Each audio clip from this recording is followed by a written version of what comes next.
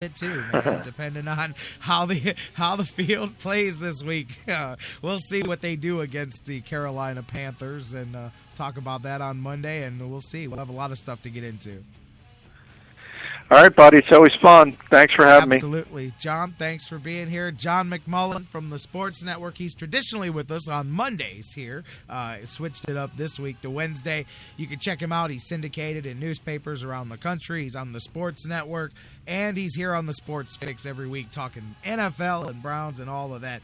He'll be back here Monday. Let's take a break, get you some news, and get Dan Wismar on the phones and pick things up from there. I want to get his thoughts a little bit on the Tribe signing Gavin Floyd here. Bo Pelini, Tom Herman. We'll talk about some bowl games, and who knows, maybe even old Johnny Foosball comes up once or twice in that conversation. Foosball's the devil. No, mama, you're the devil. Anyways, we'll be right back after the news. Coming up next here on the Sports Fix.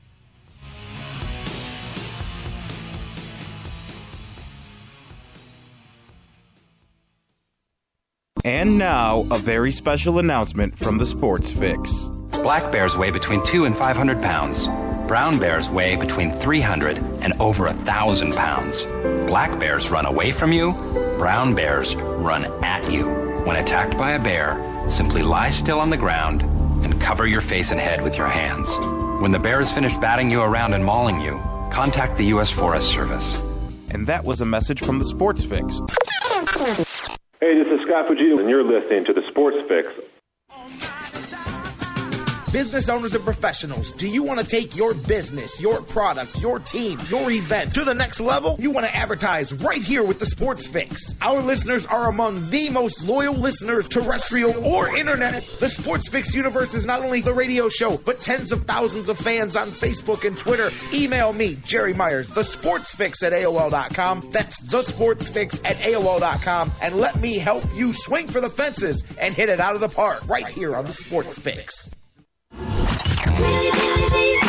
Sports Fix listeners, do you tweet? So do we. So tweet with us 24/7 at the Sports Fix CLE.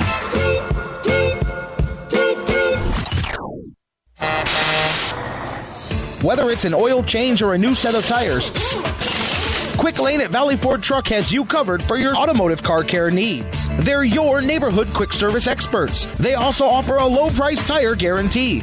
Choose from 13 brands, and if you find the same tires at a lower price within 30 days, Quick Lane at Valley Ford will refund the difference. They're open late Monday through Thursday until 9 p.m. and open early Saturday so you can check it off your to-do list and get on with your day.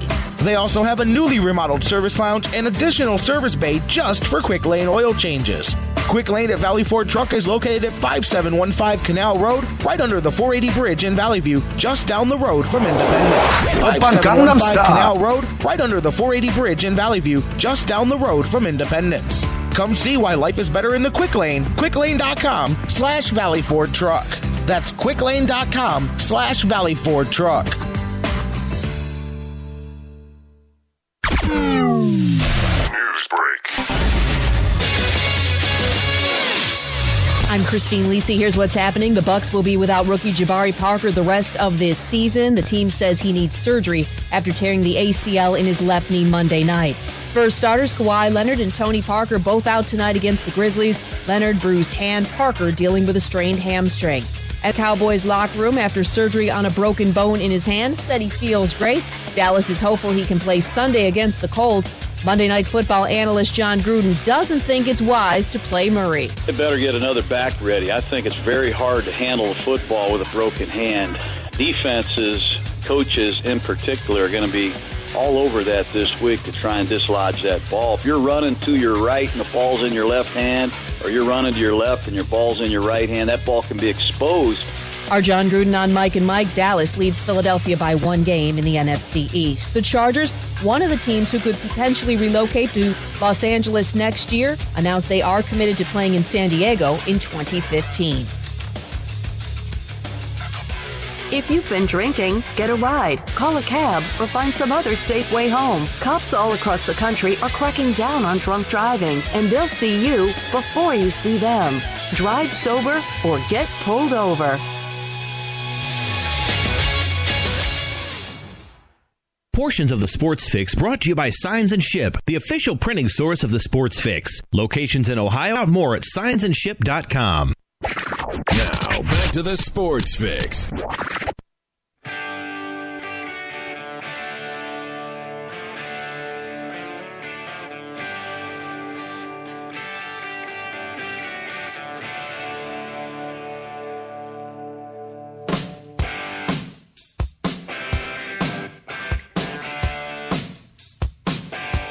Welcome back to the Sports Fix live across the Sports Fix Radio Network. J-Rock back with you guys, rolling on thanks to John McMullen, the voice of reason in a world full of insanity.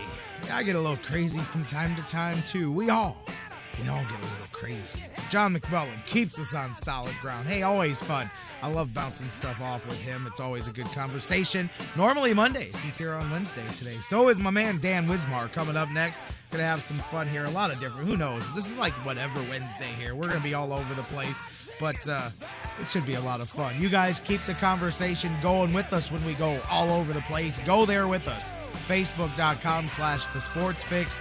Tweet with us at thesportsfixcle. Email us thesportsfix@AOL.com. Facebook.com/thesportsfix. Tweet with us at thesportsfixcle. Tell me, J-Rock Daddy, you shake me all. No, never mind. That's what she said here. Let's go to the phone lines.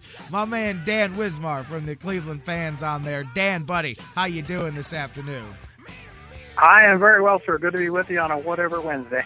That's it, Wismar, whatever, Wednesday, man. We could wrap it up in a bow, man, put your face on it and sell this thing, man. Make a package out of it, man. What's happening? How you doing today? I'm doing great. I was listening to Mr. McMullen. Always enjoy that, and he's a breath of fresh air. He was pouring some cold water on the conspiracy theory today. It's good to hear that.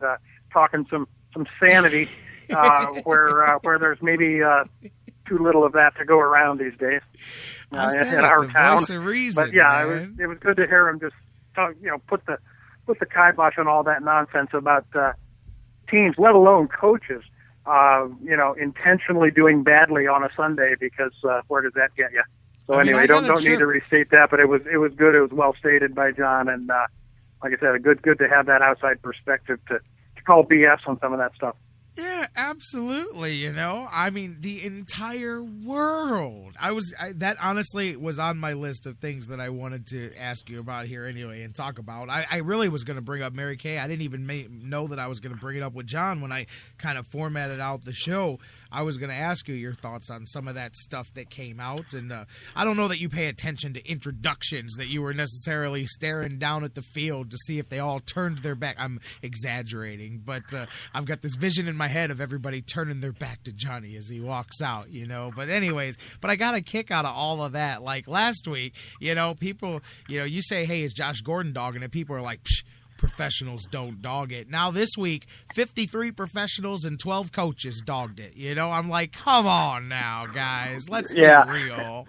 The thing about the introductions, too, I saw somebody joking on Twitter this morning. We're going back and looking at the video like we're examining the Zapruder film or something. Zapruder film. To see who shook hands with Johnny. Who high-fived Johnny. It really does. Like, people just have way too much time on their hands. Could you imagine pulling up the DVR and going, wait, I got the list. Let's go down the roster. Did you see that? Joe Thomas didn't shake his hand. Josh Gordon shook his hand. Oh, wait a minute. Look at this. Now we got the list. These are the guys that are pro Johnny. And tomorrow the list will be out. We'll have the list. Somebody will have broke down the footage, Zapruder style, as you said. And they'll have the pro Johnny camp and the anti-Johnny camp, and then we can start that conversation. Yeah, or not. Or not is better, exactly. I said at the beginning of the show, I don't know if you heard me, I said I'm reaching that point, that 0 dark 30 moment, like where you, like last year, where I said, I don't care. I like Hoyer, but I don't want to hear his name, Whedon's name. I don't want to hear none of them for 6 months. I'm so tired of this, and we have definitely reached that point here where I can't wait to not have to talk about the Browns quarterback for at least 2 or 3 days until we start looking at the draft at the end of the season. Well, the thing of it is, because the Browns have way more important things to do, like figuring out some way to control Derek Anderson.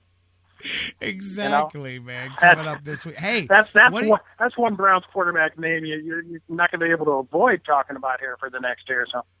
Absolutely. I do expect him to play. John and I were talking about that a bit. I know Cam's practiced and trying to, but I expect it to be Derek Anderson for sure. And, Derek Anderson, I'm not one of those people here in Cleveland, as you guys that listen to the show know, that is all anti-DA. I mean, I wish he would have just learned how to throw a short pass, because then maybe he could have just stuck around here for a while and been successful. And even then, maybe somebody could have developed him. I mean, I got to think that maybe you could have taught him how to throw the ball short if somebody had worked hard enough on that. But, I mean, we'll give, decades to develop some guys, but, other ones. Right. Well, let's just say that, touch was something that eluded Derek. Exactly. For his time here. And I, like you, I don't put that on him. There's a thing called coaching that, has made players better and taken parts of their game that were lacking and improved them. So, let's just say it's not one man's problem, but he liked to put a little zip on the ball even if his receiver was 4 feet away.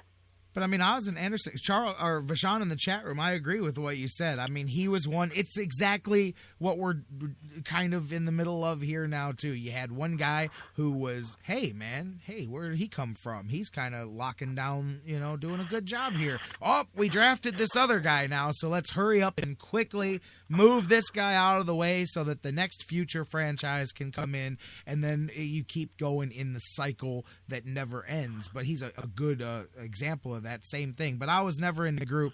I mean, I didn't sit there and go, well, we just ruined the franchise by letting this guy go. Same time, I was more of a DA fan than some people are, man. And the fact that he's still around, the fact that he's still effective at times in the NFL says that more people appreciated his talent than not in the NFL. Sure, and the same could be said of other Browns cast-offs. Absolutely, from Colt McCoy, Colt McCoy and on down the line. Brady Quinn had a stop or two after he left town. So, we do, as evidenced last Sunday, it doesn't take this time long to turn on a quarterback. No, absolutely not. Did you see the pictures on Twitter? You know what? I'm not trying to kick him while he's down, but I told a friend this last night. He didn't believe me, so I had him Google search it. There's photos all over of literally hours after the Browns game, national Nike stores in different places that dropped their Johnny Football merch on the clearance rack because they instantly got the feeling that we need to try to cash in on as much of this as we can, because even if it does get better, these shirts will be out of style by the time it does get better, so we need to move this merch ASAP. That's right. It's a fickle mistress. This whole capitalism thing. They know when the bottom drops out of the Johnny Football jersey market. You ever notice how the media really controls the narrative here? It's like a stock market. They get it to buy low, sell high, all that stuff. They raise the expectations and the value. Now, quick dump, quick sell. Everybody's selling off the stock as fast as they can. Isn't that what they call it? It's quick stock dump or whatever when you in the bottom. I think that's right. Selling short. Yeah, right. They're selling short on. Oh, see, that's a bad pun, and it wasn't even intentional. They're selling short. Didn't even mean that one. Just stepped right in it.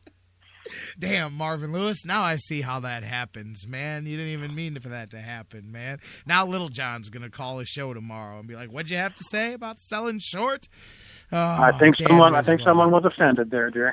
Hey, seriously though, what do you think? Forget the discussions about Manziel, this, that, and the other thing, man. Are the Browns going to show up and give a better effort this weekend, man, than they did last week? What does your gut tell you? Well, it tells me that they will, but mostly because it couldn't be worse. And I think and I think they're professionals, and I think they have pride, and I think they've gotten their butts reamed out a little bit this week. Go. Wait a minute. Was that me? No. Don't know what happened there. Don't know what happened there. Are you with me? Yeah, we're back. What's up? Keep going. Right. Just nothing happened. Just keep on moving. No, like I said, it's a low bar to get over, but I do expect a better performance than last week, just because of pride and professionalism. To the extent that we have some of that, I mean, I think they're going to be. They were stung by. Nobody likes to get beat 30-0, and they were hearing it from the coaches all week. So especially at home, I expect they'll show up and play well. Now, okay, let's talk about that, man. Now, assuming that that's the case, assuming that that happens, what do you think? I mean, just looking at these teams, obviously Carolina, even at 5-8-1, they are definitely fighting to win that division. They have an opportunity there. They're going to do everything they can do to win this game. They're home. Browns are going on the road here. Injuries, although some good updates. I know